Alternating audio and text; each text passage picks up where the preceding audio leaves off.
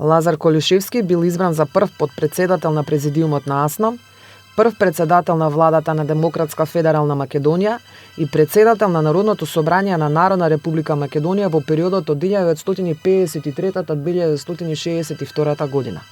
Лазар Колишевски е роден на 12 февруари 1914 година во Свети Никола. По професија бил металски работник. Завршил воено-занаитчиска школа во воено-техничкиот завод во Крагуевац. Уште во текот на студиите се вклучил во младинското и работничкото движење. Поради политичката дејност, повеќе пати бил апсен и прогонуван. Колишевски бил поставен за секретар на партискиот комитет на воено-техничкиот завод во Крагуевац и организационен секретар на окружниот комитет на Комунистичката партија на Југославија. Учествувал како делегат на Петата земска конференција на Комунистичката партија на Југославија, која се одржала во Загреб.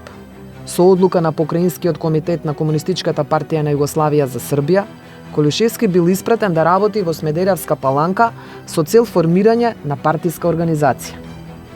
По почетокот на Втората светска војна, со одлука на Централниот комитет на партијата, Колишевски бил префрлен во Македонија со задача да се подготви народот за вооружено востание.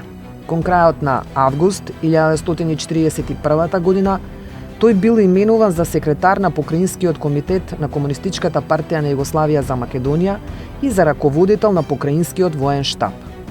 Во ноември 1941 година бил уапсен и осуден на смрт, но подоцна смртната казна му била променета во доживотна робија.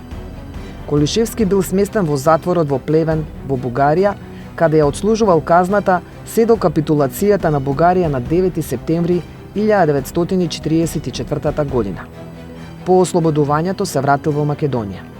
По формирањето на Централниот комитет на Комунистичката партија на Македонија во март 1943 година Колишевски бил избран на функцијата секретар.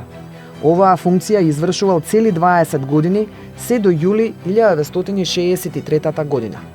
Колишевски бил избран за делегат на второто заседание на АВНОј, член на АВНОј, како и делегат на првото заседание на АСНОМ и член на АСНОМ.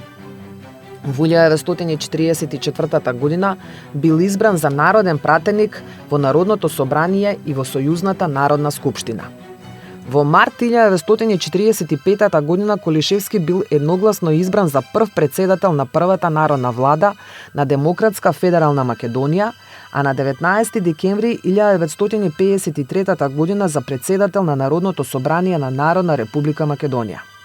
На председателската функција се задржал 2 мандати, се до 26 јуни 1962 година.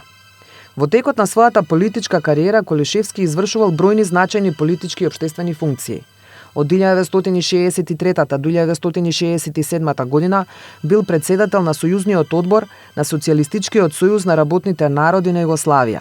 Од 1967 до 1972 година бил член на Советот на Федерацијата, а од 1972 до 1984 година член на председателството на СФРЈ.